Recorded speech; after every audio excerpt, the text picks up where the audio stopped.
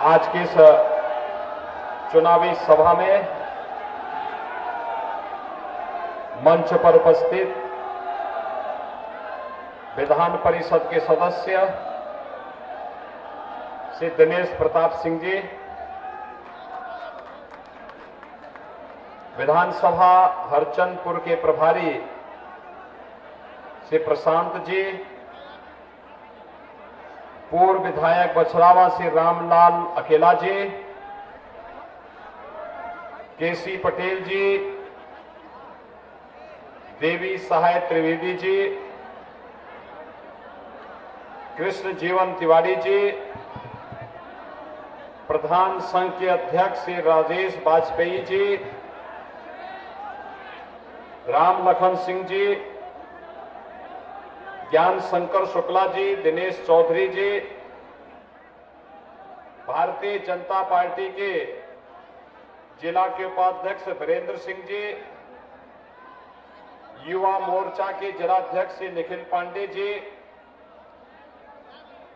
रामकिशोर लोधी जी, शिवराम सिंह जी, राम जी श्रीवास्तव जी, कालिका पंडित जी, उमेश सिंह जी, पीयूष प्रताप सिंह जी, अनिल सिंह जी और आज के इस कार्यक्रम के विधायक हरिश्चंद्रपुर और वर्तमान में भारतीय जनता पार्टी के प्रत्याशी श्री राकेश सिंह जी, बछरावा के भारतीय जनता पार्टी के प्रत्याशी, अपना दल के प्रत्याशी श्री लक्ष्मीकांत रावत जी, जिला पंचायत के अध्यक्ष श्रीमती रंजना चौधरी जी और भारी संख्या में आज यहां पर अपना आशीर्वाद प्रदान करने के लिए उपस्थित भाइयों बहनों, मैं इस पावन धरा को नमन करता हूं। भाइयों बहनों, रायबरेली की धरती मां गंगा की असीम कृपा की धरती है। भारत की ऋषि परंपरा का प्रसाद साक्षात आशीर्वाद बरसता है रायबरेली पर। गर्ग ऋषि, गोकर्ण ऋषि, डालब्य ऋषि कि जहां अपार कृपा बरसती थी, वहीं हिंदी के गौरव आचार्य महावीर प्रसाद द्विवेदी की भी पावन धरती है। और भाइयों बहनों, भारत माता के महान सपूत राणा बेनी माधव भक्त सिंह की भी भूमि और जिनके शौर्य और पराक्रम का लोहा दुश्मन को मानने के लिए मजबूर होना पड़ता था, ऐसे वीरापासी की इस धरती को मैं कोटि कोटि नमन करता हूं और आप सबका अभिनंदन करता हूं। भाइयों बहनों, ये हम सबके लिए एक महत्वपूर्ण अवसर है जब उत्तर प्रदेश विधानसभा के चुनाव में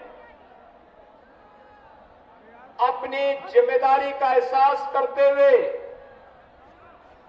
आप सभी यहां पर एकजुट होकर के खड़े हैं और उसके प्रति आप सभी को जवाबदेह बनाने के लिए ही आज मैं एक बार फिर आपके बीच आया हूं। भाइयों बहनों, याद करिए, राकेश प्रताप सिंह कांग्रेस के विधायक थे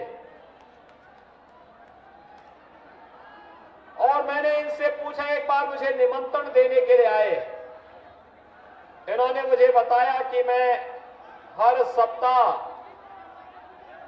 अखंड रामायण का पाठ किसी न किसी गांव में करता हूं। प्रतिदिन किसी न किसी गांव में अखंड रामायण का पाठ करता हूं।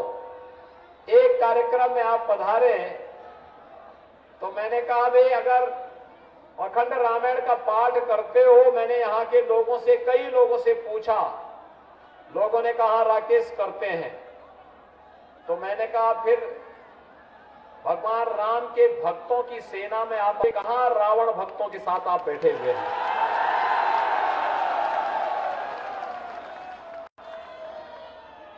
तो इन्होंने कहा समय आने पे जरूर आऊंगा। और भाइयों बहनों, आज ये भारतीय जनता पार्टी में शामिल होकर के भारतीय जनता पार्टी के प्रत्याशी के रूप में आपके बीच में है। वास्तव में राम हम सबके आराध्य हैं और हम लोगों ने भी प्रभु राम के बारे में जो संकल्प आपके सामने लिया था, हमने कहा था ना, रामलला हम आएंगे मंदिर वहीं बनाएंगे, कहा था ना। भाइयों बहनों, मैं आपसे पूछना चाहता हूं, ये मंदिर निर्माण का काम 55 वर्षों तक शासन करने वाली कांग्रेस भी तो कर सकती थी, लेकिन उन्होंने नहीं किया। कांग्रेस ने राम मंदिर पर ताला मारने का काम किया था। कांग्रेस ने, याद करिए, जब सोमनाथ के मंदिर का पुनरुद्धार हो रहा था ना, तब कांग्रेस ने उसका विरोध किया था। जब उस समय के राष्ट्रपति डॉक्टर राजेंद्र प्रसाद जी वहां जा रहे थे, कांग्रेस ने इसका विरोध किया। राम अयोध्या में भगवान राम का मंदिर बने, ये कांग्रेस कभी नहीं चाहती थी। आज भले ही भाई बहन गले में तख्ती लटका करके बताने का प्रयास कर रहे हो कि हम भी राम भक्त हैं, लेकिन भाइयों बहनों, कभी काल नेमी ने भी अपने को राम भक्त बताने का प्रयास किया था, लेकिन हनुमान जी इसको पहचान गए थे। पहचान गए थे ना। तो जो भूल हनुमान जी ने नहीं की, वो भूल आप भी नहीं करेंगे ना। और दूसरा, समाजवादी पार्टी के लोग भी अब कहते हैं कि हम भी राम मंदिर बना देंगे। क्या उम्मीद करते हैं क्या समाजवादी पार्टी से? राम भक्तों पर गोली चलाने वाले, जिनके हाथ राम भक्तों के खून से सने हुए हों, क्या वे राम मंदिर का निर्माण करते? मोहन जी को तो फुर्सत ही नहीं है। वो इतनी व्यस्त रहती है कि उनको फुर्सत ही नहीं इस दिशा में सोचने की। राम मंदिर का निर्माण अगर कोई कर रहा है तो वह Bharatiya Janata party double engine की सरकार का संकल्प है। भाइयों बहनों, मुझे एक बात बताइए, कोरोना कालखंड है। कोरोना के कारण दुनिया के अंदर लाखों लोग मर गए हैं। भारत के अंदर प्रधानमंत्री मोदी जी के नेतृत्व में कोरोना के लिए बेहतरीन व्यवस्था करने का प्रयास किया गया। फ्री में टेस्ट, फ्री में उपचार, फ्री में वैक्सीन, सबको वैक्सीन।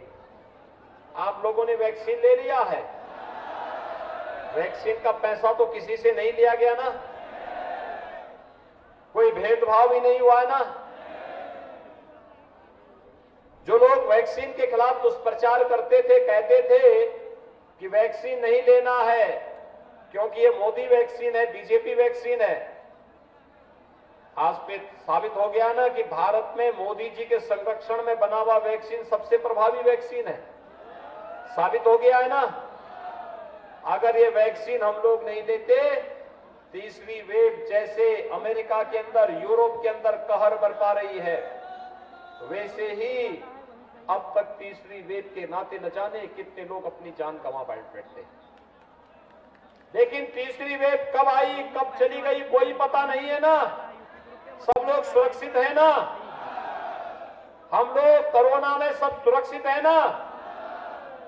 अब आपकी बारी है, बोलिए कि जिन लोगों ने वैक्सीन के बारे में भ्रांति पैदा करके जीवन के साथ खिलवाड़ करने की शरारत की थी, वोट की चोट से उनके मुंह पे जोरदार तमाचा मारेंगे, उनकी जमानतें जब्त करवाएंगे। सपा और कांग्रेस यही काम करती रही। और कांग्रेस का तो एक नमूना है, वह उत्तर प्रदेश में भाई बहन को फुर्सत नहीं थी आने की कोरोना कालखंड में, लेकिन आपके जीवन के साथ खिलवाड़ कैसे कर रहे थे। उस समय मुझे प्रवासी कामगार और श्रमिक बड़ी पैमाने पे आ रहे थे। मैंने कांग्रेस की राजस्थान सरकार से कहा कि हमारे उत्तर प्रदेश के 15,000 बच्चे कोटा में प्रतियोगी परीक्षाओं की तैयारी कर रहे हैं। आप एक काम करिए कि राजस्थान परिवहन निगम की बस से उन्हें उत्तर प्रदेश के अंदर छुड़वा दीजिए, जो पैसा लगेगा मैं उसका किराया दे दूंगा। उन्होंने मना कर दिया। भाइयों बहनों, 500 बस भेजा था मैं, 500 बस लखनऊ, आगरा और झांसी से, और सभी बच्चों को सुरक्षित वहां से लेके आया, उनके घरों तक पहुंचाने का काम किया। कांग्रेस के भाई बहन से कभी पूछा आप लोगों ने कि भाई उसमें रायबरेली के बच्चे थे, अमेठी के बच्चे थे, लखनऊ के बच्चे थे, गोरखपुर के भी थे, अयोध्या के भी थे, वाराणसी के थे, प्रयागराज के थे, आखिर इन बच्चों की क्या गलती थी। और बाद में जब प्रवासी कामगार और श्रमिक आ रहे थे, कांग्रेस की नेता ने 1000 बसों की फर्जी सूची दी।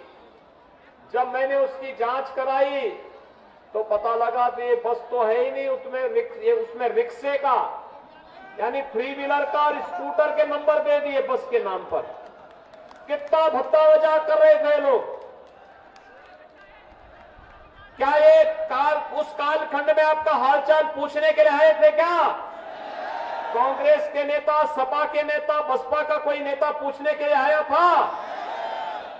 उस कालखंड में भाइयों बहनों पूछने के लिए या तो दिनेश सिंह आए होंगे या राकेश सिंह आए होंगे, भारतीय जनता पार्टी के विधायक आए होंगे या पदाधिकारी आए होंगे। इन लोगों ने हालचाल नहीं लिया होगा ना कांग्रेस के लोगों ने। तो उनसे आज बताइए कि हमारे संकट में आप सहभागी नहीं हो सकते तो हम आपको कैसा सच्चा साथी मान लें। आप तो अवसरवादी हैं। केरल में जाएंगे तो अमेठी और रायबरेली के लोगों को गाली देंगे, इटली में जाएंगे तो भारत के नागरिकों को गाली देंगे, और संसद में राहुल गांधी का वक्तव्य आपने पढ़ा होगा। कश्मीर के मुद्दे पर वो कहते हैं कश्मीर में धारा 370 को हटाने के या कश्मीर पर भारत सरकार की नीति का दुनिया के किसी देश ने विरोध नहीं किया। पाकिस्तान के अलावा सारे देशों ने भारत का समर्थन किया, लेकिन राहुल गांधी संसद में भारत सरकार की कश्मीर पर नीति का विरोध करते हैं। क्या राजनीति में ऐसे नमूनों का समर्थन किया जाना चाहिए क्या? भाइयों बहनों, कांग्रेस को भी, सपा को भी, बसपा को भी प्रदेश में शासन करने का अवसर प्राप्त हुआ, और भारतीय जनता पार्टी को भी। हमने तो फ्री वैक्सीन दी, सबको वैक्सीन दी। वैक्सीन देने में कोई भेदभाव हुआ है क्या? किसी का चेहरा, जाति, मत, मजहब देख करके हुआ है क्या? और डबल इंजन की सरकार है तो डबल डोज राशन का भी मिल रहा होगा ना? मिल रहा है कि नहीं मिल रहा है? उसमें दाल और तेल और नमक भी मिल रहा है कि नहीं मिल रहा है? 2017 के पहले भी मिलता था क्या? सपा बसपा कांग्रेस की सरकार में कभी मिला क्या? अच्छा बताइए, सपा की सरकार में तो बिजली की भी जाति और मजहब हुआ करता था, होता था ना? होली और दीपावली आएगी तो बिजली नहीं आएगी, ईद और मुहर्रम रहेगा तो बिजली जरूर रहेगी। यही होता था ना? यही होता था ना? आज तो कोई भेदभाव नहीं है ना? सबको बिजली, पर्याप्त बिजली, निर्बाध बिजली।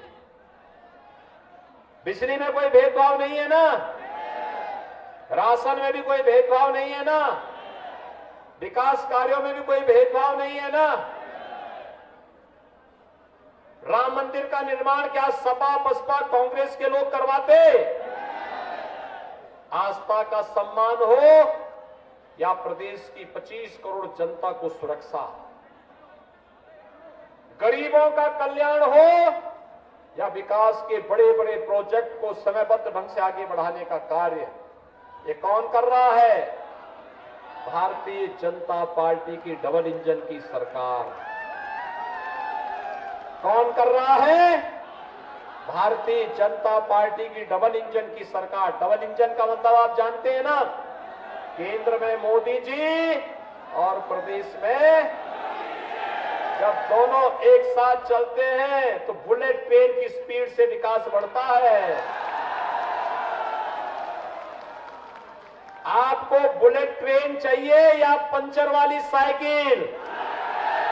बुलेट ट्रेन पर विश्वास करते हैं ना, तो ये भारतीय जनता पार्टी वही डबल इंजन की बुलेट ट्रेन के रूप में काम कर रही है। स्पीड बढ़ाएगी सबकी। गरीबों के लिए अकेले रायबरेली जनपद में, भाइयों बहनों, आप देखेंगे कि अकेले रायबरेली जनपद में 81,700 किसानों का कर्ज माफ हुआ और 3,60,000 किसानों को प्रधानमंत्री किसान सम्मान निधि में 6,000 रुपए सालाना मिलता है। 50,000 गरीबों को रायबरेली जनपद में अब तक एक आवास मिल गया है और 95,000 वृद्धजनों को 12,000 रुपए सालाना पेंशन की सुविधा, 36,000 विधवा महिलाओं को 12,000 रुपए सालाना पेंशन की सुविधा और 12,000 दिव्यांगजनों को 12,000 रुपए सालाना पेंशन की सुविधा कोई दे रही है तो डबल इंजन की सरकार दे रही है। हमने तो कोई भेद नहीं किया। युवाओं की नौकरी में पारदर्शिता लेके आए। 1 करोड़ नौजवानों के लिए टैबलेट और स्मार्टफोन दे रहे हैं। आपके रायबरेली के भी कुछ नौजवानों को मिल गया है। हर स्नातक BA, BSc, BCom, BTech, B nursing, pharmacy, ITI, polytechnic, engineering या मेडिकल की पढ़ाई करने वाला हर नौजवान रायबरेली का जो भी होगा उसको टैबलेट और स्मार्टफोन मिलेगा। और भाइयों बहनों, इसका खर्चा मां बाप के ऊपर नहीं आएगा, ये भी सरकार उठाएगी। समाजवादी पार्टी ने शिकायत की है चुनाव आयोग में और हमने तय किया है, अभी 1 करोड़ को दे रहे हैं, 10 मार्च के बाद 2 करोड़ नौजवानों को देंगे। और यही नहीं, हम लोग मंदिरों में जाते हैं, पुजारी मिलते हैं, गांव में वृद्ध बुजुर्ग पुजारी मिलते हैं, बुजुर्ग संत मिलते हैं। हमने तय किया है इनके कल्याण के लिए भी अब कार्य प्रारंभ करेंगे। एक बोर्ड गठित करेंगे, पुरोहित कल्याण बोर्ड का गठित होगा। हमारी सरकार ने तय किया है संस्कृत के हर विद्यालय में संस्कृत अध्यापकों की तैनाती की कार्रवाई हो चुकी है और हर विद्यालय में पढ़ने वाले उस छात्र के लिए एक स्पेशल स्कॉलरशिप देना भी संस्कृत के बच्चों के लिए करने जा रहे हैं। भाइयों बहनों, संस्कृत भारतीय संस्कृति की आत्मा है। ये कांग्रेस के लोग क्या जानेंगे संस्कृत के बारे में और संस्कृति के बारे में। ये तो बोलते हैं हम एक्सीडेंटल हिंदू हैं, यानी हिंदू होने में भी इनको शर्म आती है। वोट मांगने में पता नहीं इनको शर्म आती कि नहीं आती है, लेकिन अपने को हिंदू बोलने में शर्म आती है। और मैं तो कहता हूं, मैं गर्व से कहूं हम हिंदू हैं, हमें कहना चाहिए। लेकिन ये लोग शर्म लगती है जाति के नाम पे बांटना, मत और मजहब के आधार पर बांटना, दंगे फसाद कराना, अपने राजनीतिक स्वार्थों के लिए आतंक को प्रश्रय देना। पहले दंगे होते थे, 5 साल में उत्तर प्रदेश में कहीं दंगा हुआ? आज तो हर दंगाई को मालूम है, दंगा करेगा तो अगले दिन उसका पोस्टर चपक जाएगा और तीसरे दिन वसूली की नोटिस पहुंच जाएगी घर में। आज दंगा नहीं होता है, आज दंगाइयों का महिमा मंडन नहीं होता है। आज पेशेवर माफिया और आतंकवादी के ऊपर बुलडोजर चढ़ता है। ये बुलडोजर एक्सप्रेसवे भी बना रहा है तो माफियाओं के सिर के ऊपर भी चढ़ रहा है। ये चढ़ना चाहिए, चलना चाहिए कि नहीं चलना चाहिए? सहमत है? क्या ये काम सपा बसपा और कांग्रेस के लोग कर पाएंगे क्या? और भाइयों बहनों, हमारे प्रदेश के एक बहुत बड़े नेता थे सर्वदेव कल्याण सिंह जी। कल्याण सिंह जी के दुखद निधन हुआ। आप सोचो, कांग्रेस और समाजवादी पार्टी के नेताओं ने श्रद्धांजलि देने तक भी नहीं आए।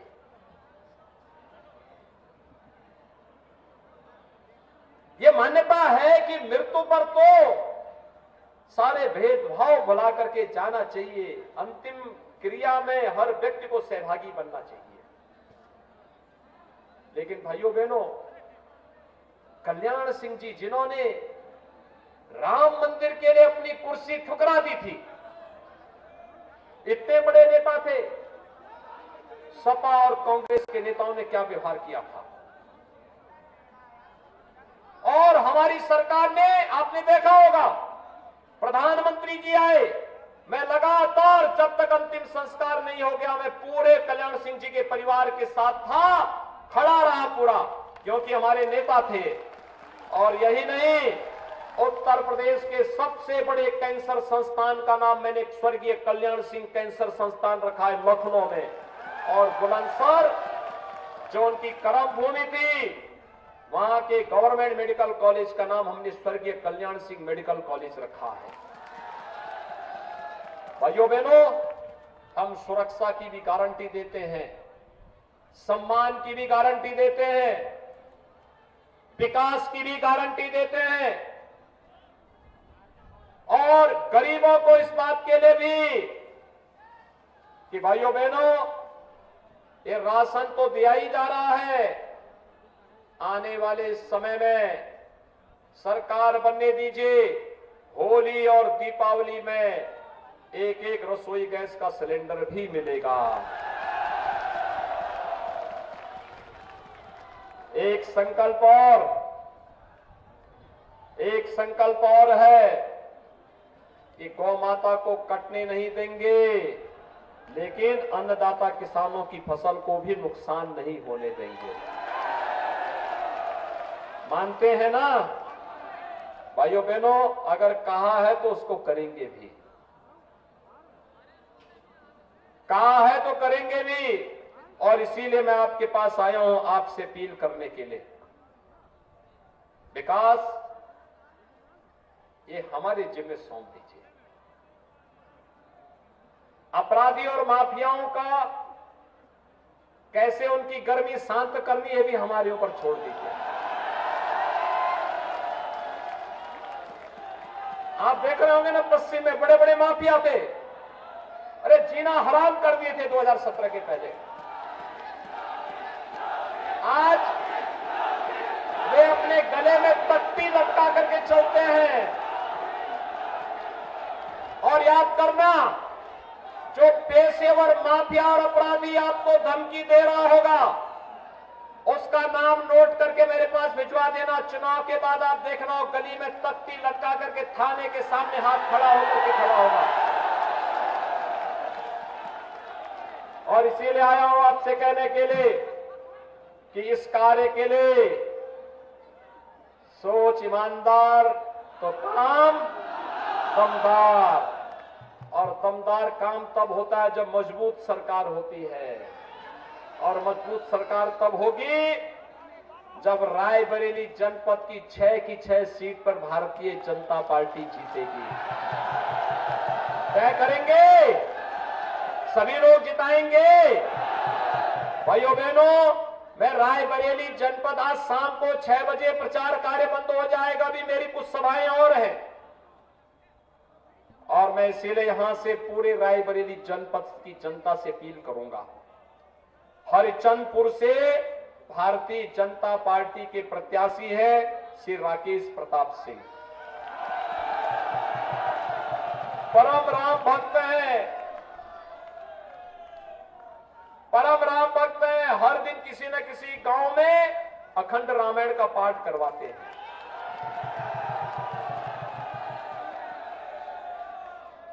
बसरावा से अपना दल, जो हमारा गठबंधन का दल है, अपना दल है, श्रीमती अनुप्रिया पटेल और श्री आशीष पटेल जी की पार्टी के श्री लक्ष्मीकांत रावत जी को भारतीय जनता पार्टी ने अपना प्रत्याशी बनाया है।